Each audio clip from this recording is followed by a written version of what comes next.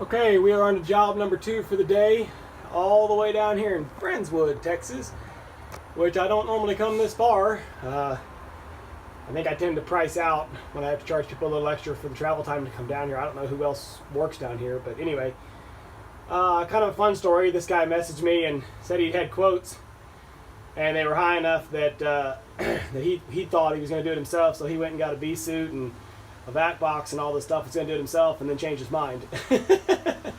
And so I actually charged more than what he told me those quotes were for, but we're going to be doing today the removal and the repairs and possibly the exclusion on his house all in one day while we're here. So hopefully he saw the value of a package deal there. I'm not sure what his decision was, but he decided to have me come do it. So we're going to get this ladder stabilized. The column is exactly the width of my ladder, so I'm going to see about getting see if I can find a board or something to strap on top of my ladder there to give me a little bit extra protection for a little bit more stability. But otherwise, we're going to get set up here and start taking her apart and see what we find.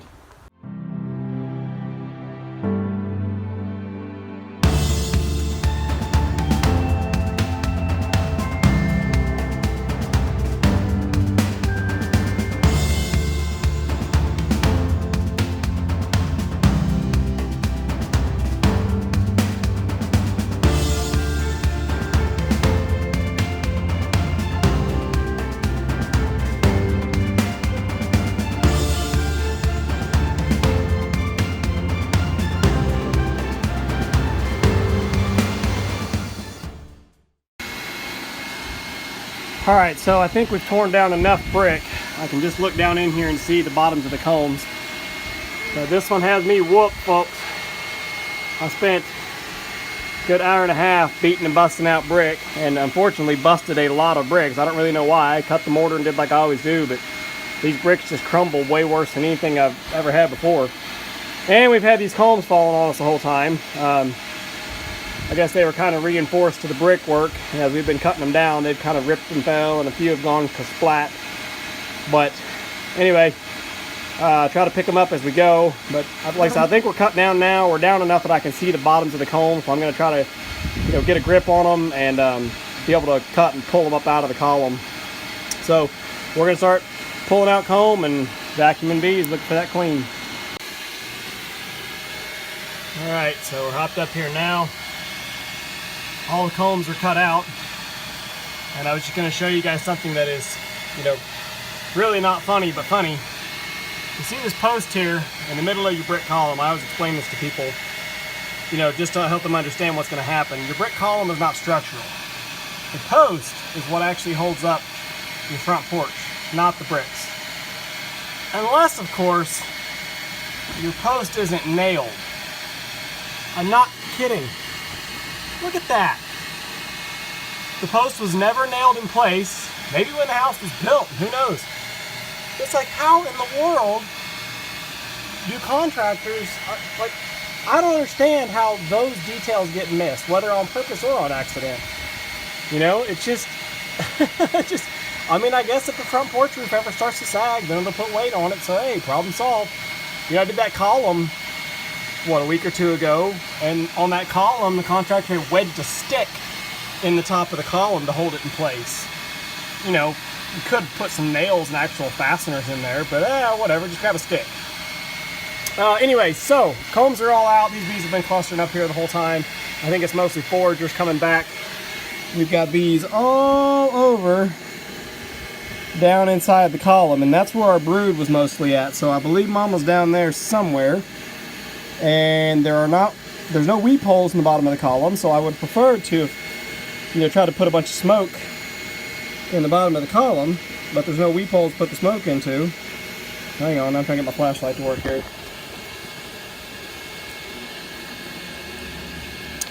So there's no weep holes to put the smoke in through, which means that's not an option.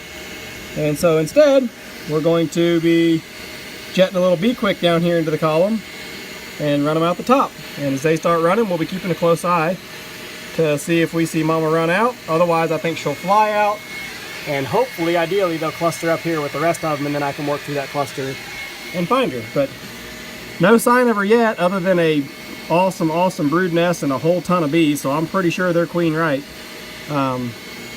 Just got to figure out where she's hiding. So we sprayed the bee quick. We got them running. We got them fanning. But look how many of them are going down. I don't know why they're all falling down. Other than they've got honey on them and can't fly very well. But so far, been at this for about 10 or 15 minutes now. I'm not getting a big steady stream of them marching out just yet. Very few of them are walking out. A lot of them are just staying in place, fanning their wings, or else they're falling down. So, like I said, there's no weep holes in the bottom of the column. I wish there was, because I'd go put some Bee Quick in the bottom. But as is, I'm trying to spray it down past them as a stream to get them to run back up and out. But they're not cooperating very well just yet. Queenie number 2 today. I got her. Look at this. I've got little queens just hanging out all over the place. This is the one from the water meter bees this morning. This is the one we just called off the column. So interesting. If I can get the glare off there. I thought that, you know, I think I showed you guys they were all down inside the column, and I thought for sure they were down, that the queen was down there too, because they were all down inside the column and not moving. Meanwhile, all day, they've also been clumped up. Wow, come on. Meanwhile, all day, they'd also been clumped up here on the top of the column. But I cannot get that glare to go away. But they were, but I figured, you know, that was just the foragers coming and going. And so that clump was always kind of there, but there was never a big push of everybody running up that direction. But it turned out that's exactly where she was at. So I was working down inside the column for the most of the time, and I was kind of running out of bees inside the column. Oh, come on. Wow, that makes it even worse. Impressive. Yeah, whatever. I thought I'd walk over here and try to show you guys, but that doesn't work either. Anyway, so I was kind of running out of bees down inside the column, and so I figured I'd start working that cluster up top just to catch some bees and buy some time, and sure enough, there she was. She flirted with me 3 or 4 times. I saw her, and then she'd slip away, and I couldn't quite grab her, but I finally vacuumed up enough bees and kind of got her to run out of the little crack she was hiding in. Snatched her up. So good day. The water meter bees wasn't a big hive, but that's okay. This second hive was huge, but I got 2 good queens, and so hopefully when I get home I can set up 2 good hives. Well, we had a little snafu. Everything's put back together as far as the brickwork anyway. I've still got to nail the wood trim back up and caulk it or silicone it, but I asked the homeowner to go get me a bag of brick mortar, and he brought me a bag of tile mortar instead, which I just mixed really dry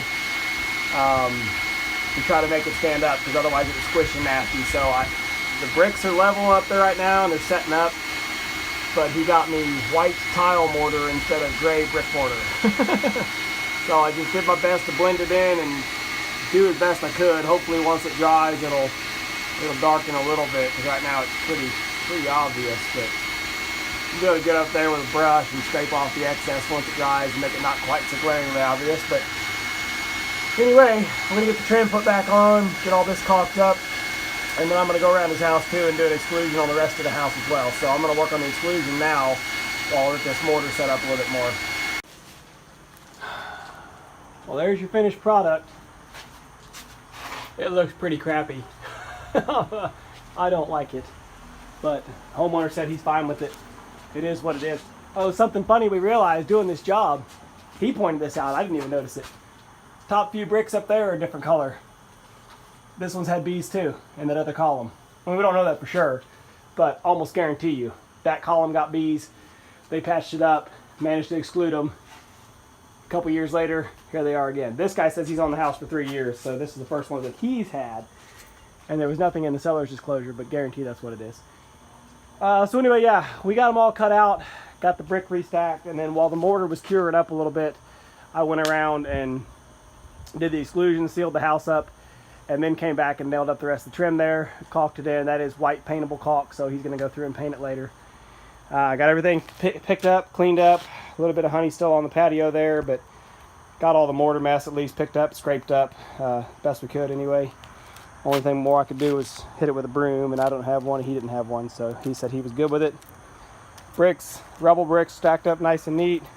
Spare bricks stacked up nice and neat. I think there's a piece of watermelon over here I'm going to steal. Oh yeah, I'm taking that for sure. Yeah, double check everything's strapped down, but I think we're done and headed out of here. And the client, I am happy to say, gave me a little $100 bonus. Oh, look at this. How about we don't forget about our queens sitting on the tire? Let's not forget about them. 2 pretty queenies in the cage. Come on, camera, really? Come on, there we go. 2 pretty queenies.